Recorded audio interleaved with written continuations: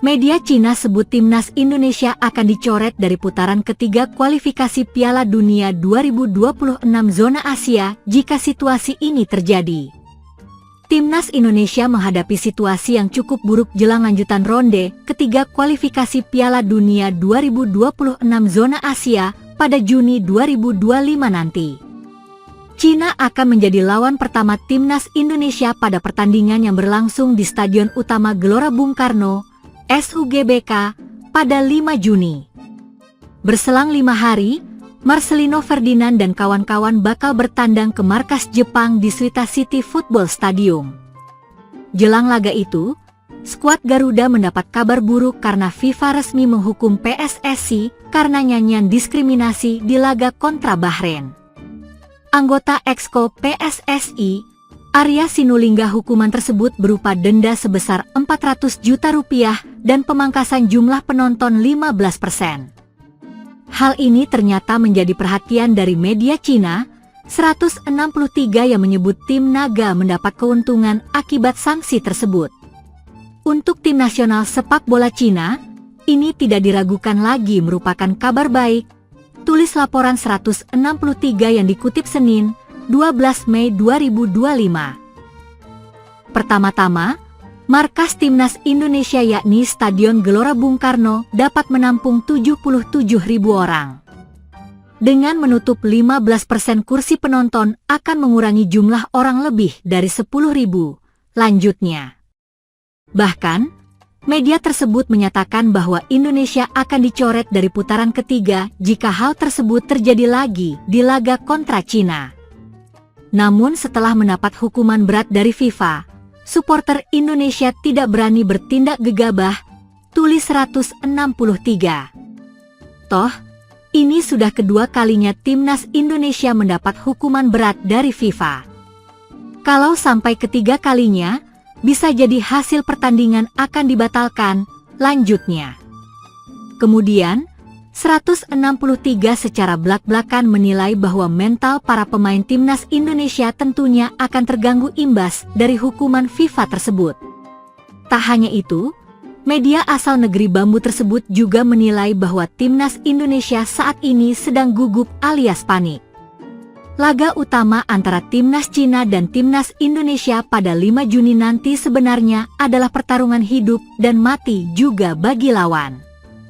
Mereka bermain di kandang sendiri dan baru pertama kali melakoni laga penting dan krusial seperti ini, tulis 163. Jadi sebenarnya mereka sangat gugup, panik, secara mental. Asalkan timnas Cina berani mencoba dan meraih 3 poin, maka pada dasarnya setengah kaki sudah melangkah ke babak playoff, tutupnya. Ulah supporter berbuah kerugian bagi skuad timnas Indonesia yang akan menjalani lanjutan laga mereka di ajang kualifikasi Piala Dunia 2026 Grup C menghadapi Cina dan Jepang.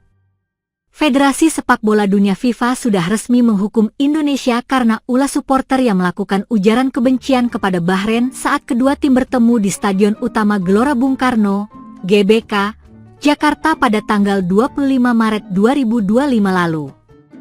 Aksi tersebut dinilai tidak terpuji dan FIFA secara tegas mengutuk aksi ujaran kebencian sehingga memberikan hukuman berat yakni pengurangan kapasitas supporter di GBK dan denda 400 juta rupiah. Saat para supporter menyerang Bahrain di media sosial ketika timnas Garuda dirugikan wasit dalam laga yang berakhir 2-2 di kandang Bahrain, ujaran kebencian di medsos juga ramai oleh para oknum supporter. Tapi saat itu untungnya tidak ada hukuman FIFA. Gegara ujaran kebencian di medsos itu, Bahrain sempat mengusulkan laga di Gelora Bung Karno minta dipindah ke tempat netral, tetapi FIFA tetap tidak mengubah jadwal laga Indonesia lawan Bahrain dan tetap berlangsung di Jakarta. Namun kali ini ketika ujaran kebencian itu hadir di tengah-tengah laga secara nyata, maka FIFA tidak tinggal diam. Aksi meneriakan yel-yel xenofobia oleh sekitar 200 orang supporter sudah melanggar sportivitas. Aksi-aksi para supporter dalam mendukung timnas Garuda harus mampu menahan diri. Sudah saatnya mereka bersikap dewasa dalam memberikan dukungan kepada skuad Garuda. Hentikan ujaran yang bersifat rasisme, diskriminasi, xenophobia, dan hate speech. Akibat hukuman FIFA ini paling tidak ada 3 dampak yang langsung menjadi hal yang tidak menguntungkan bagi skuad timnas Garuda yang akan menjamu Cina di Stadion Gelora Bung Karno, Kamis, 5 Juni 2025. Dampak pertama adalah dampak secara langsung bagi timnas Garuda, yaitu adanya pengurangan jumlah supporter di tribun utara dan selatan. Hal itu sudah ditegaskan oleh FIFA bahwa dalam laga melawan Cina Stadion GBK harus mengurangi kapasitasnya sekitar 15%. Hal ini sangat merugikan dukungan para supporter terhadap timnas Garuda baik secara finansial maupun secara moral. Stadion GBK yang berkapasitas sekitar 80.000 berkurang sebanyak 15% dari total kapasitas tersebut. Semoga saja berkurangnya jumlah supporter dalam mendukung timnas Garuda dalam laga menghadapi Cina tidak mengurangi kinerja skuad timnas Garuda dalam menghadapi laga wajib menang tersebut. Laga menghadapi Cina adalah laga sangat menentukan kiprah Indonesia di grup C.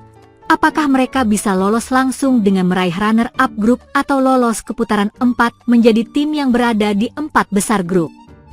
Timnas Garuda menyisakan 2 laga lagi, yaitu lawan Cina di laga kandang pada Kamis, 5 Juni 2025, pukul 20.45 WIB dan melawan Jepang dalam laga tandang di Stadion Suita Tokyo, 10 Juni 2025, mulai pukul 17.35 waktu Indonesia Barat. Dampak kedua adalah kerugian finansial karena pengurangan jumlah penonton sebanyak 15%, maka pendapatan dari tiket juga berkurang. Belum lagi PSSI harus membayar denda dari hukuman FIFA sebesar 400 juta IDR. Kerugian finansial ini mungkin tidak begitu besar pengaruhnya pada kinerja timnas Garuda, tetapi pengaruhnya sangat besar pada pemasukan dana bagi PSSI yang mereka gunakan juga dalam membangun timnas secara langsung.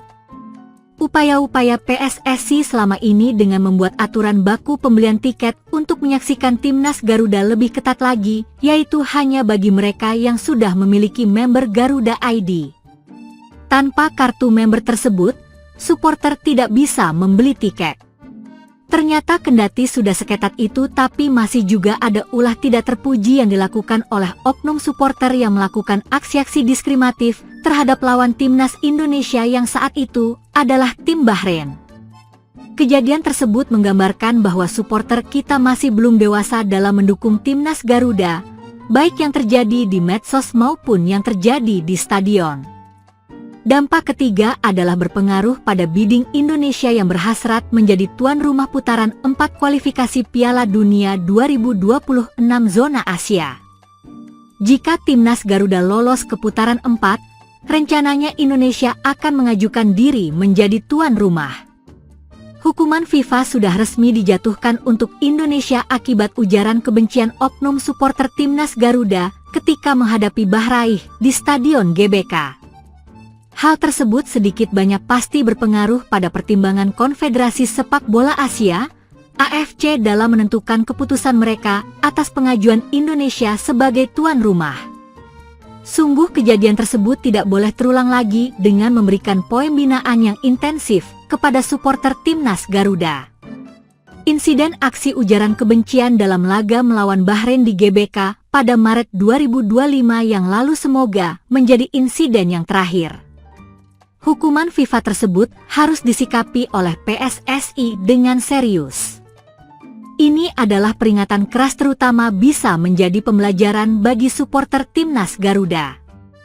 Jika mereka cinta skuad merah putih, maka dukunglah dengan penuh sportivitas.